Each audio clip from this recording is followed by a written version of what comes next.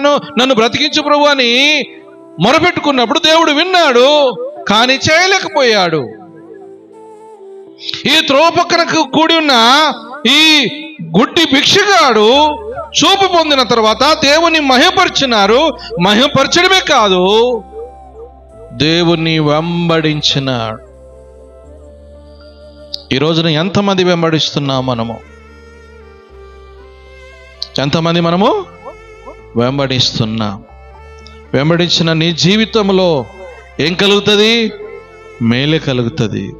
నువ్వు వెంబడిస్తే ఏం కలుగుతుంది? నీకు మేలే కలుగుతుంది, నష్టము కలగదు. మూడోది ఏం చేసినాడట?